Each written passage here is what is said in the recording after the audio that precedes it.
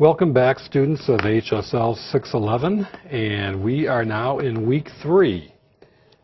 This week we will be handling the White Chapter 4 as well as Chalkless 4, 5, and 6, which, by the way, completes the Chalkless book on compliance.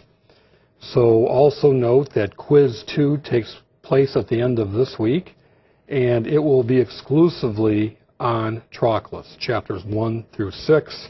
So be prepared for that. And again, as a reminder, we will be having a window of opportunity to take the quiz up to twice from noon on Friday all the way till 1 minute before midnight on Sunday. In Chapter 4 of White, we are talking about basically the importance of the board, its functions, and what we can expect from boards and highly effective HCOs. One of the most important things that a board does is it hires the CEO.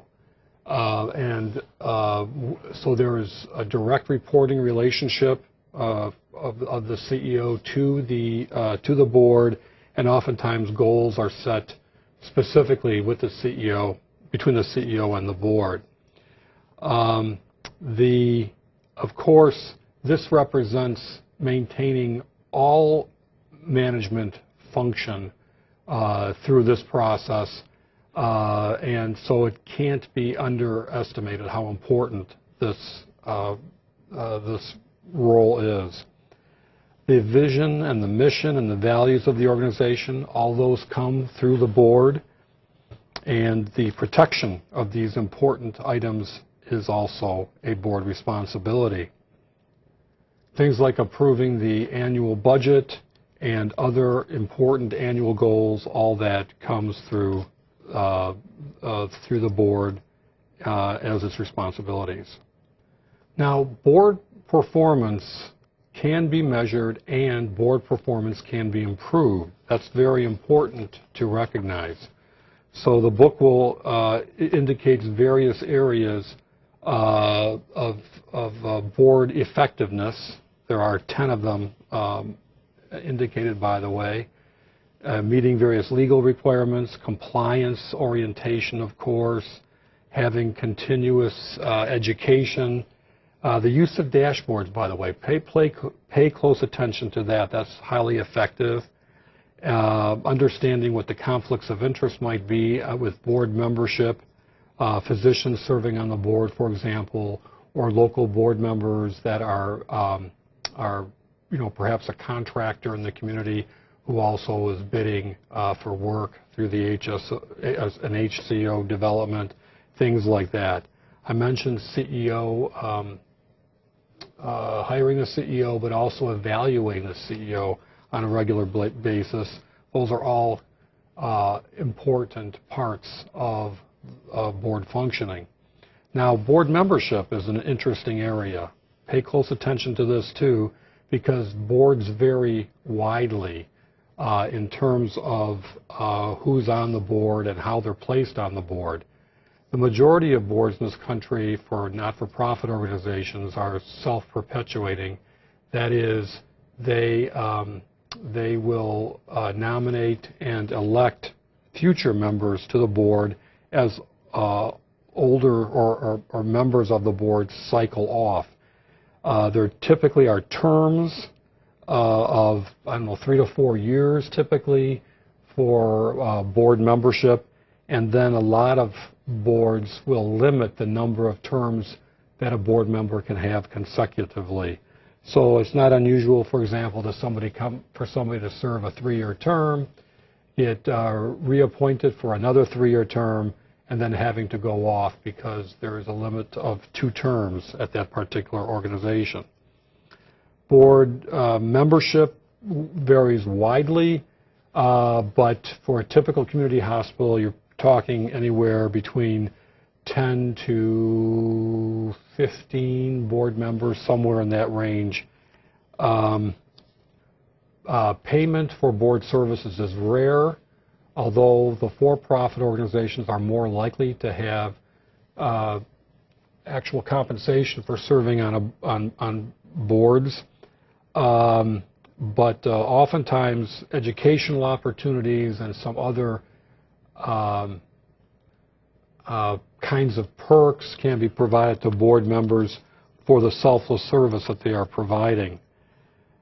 Oftentimes, the CEO is a member of the board, a voting member, but not always. In some situations, the CEO may be invited to the board meeting, but not allowed to vote, allowed to speak, but not to vote. The term ex officio is important, and that just simply means by virtue of position, so that in some places the chief of staff, the elected chief of staff of the medical staff, is an ex officio member. The CEO may be ex officio as a member, and perhaps the president of the volunteers, or the auxiliary as it's often called, can be an ex officio position. The Joint Commission is in favor of having physicians serve on boards, but there is a limit. If there are too many physician members, there could be problems with how the IRS looks at the situation, and there could be potential antitrust implications too. When physicians serve on the board, they should be viewed as community members first and not representing the particular medical section that they're in, etc. The board has various committees that function. These are standing committees, but then they also have ad hoc committees for special issues that may come up. Take a look at Exhibit 4.5 that talks about the various kinds of committees. Those are pretty standard, and it's important for you to understand what each of those committees do. There's a real strong logic as to why those committees are in place. Also recognize that an HCO can actually be a multi-corporate entity. You see in the book the Henry Ford Health System's governing structure, and the system board sits at top, but there are various hospitals, and then the HMO, the Health Alliance Plan, and various other entities, including a foundation.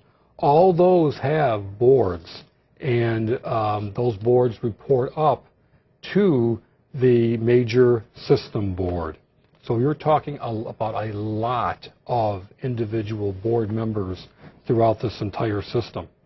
Finally, it's extremely important that you recognize the ethical and legal issues that come up with board membership, the various conflict of interest situations, the fear that inurement occurs, that is, improperly receiving financial gain for being a board member.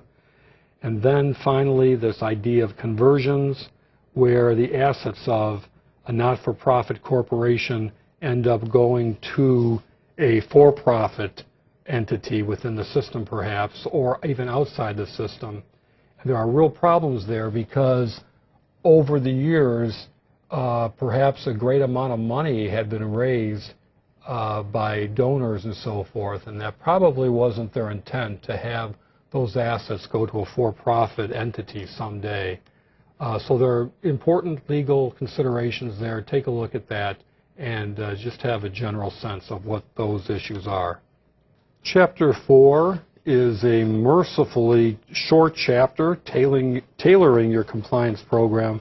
And the most important issues there, I believe, are how to measure effectiveness of your own compliance program, and then the suggested 6 steps for building a framework for effectiveness.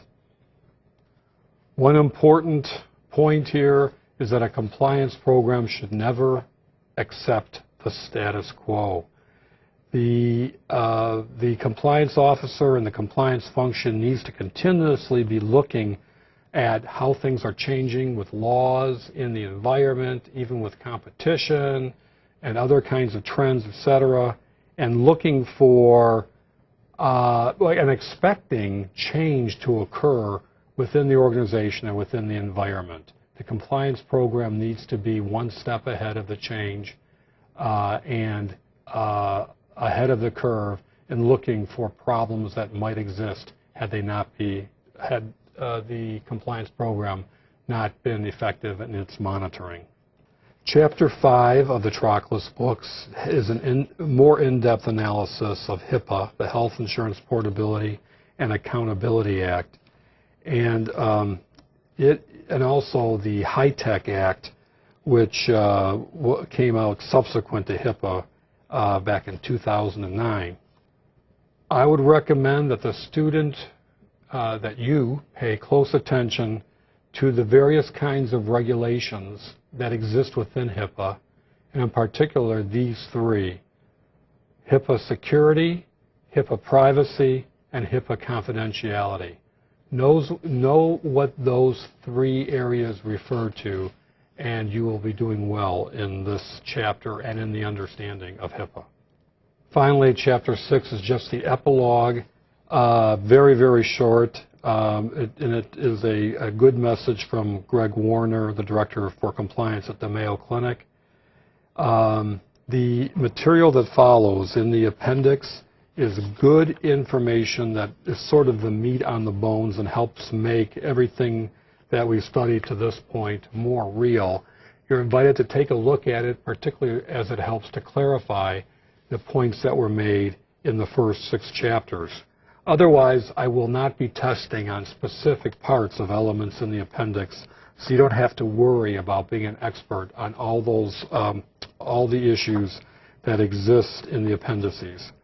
Now, of course, there are lots of terms that are found in the glossary that are covered in the chapters, and the expectation is that you have a good sense of what those terms are and their definitions. Well, okay, we finished the Trockless book, and we've got 4 chapters under our belt through week 3, and we have a quiz number 2 at the end of this week, and I look forward to talking with you next week. Take good care.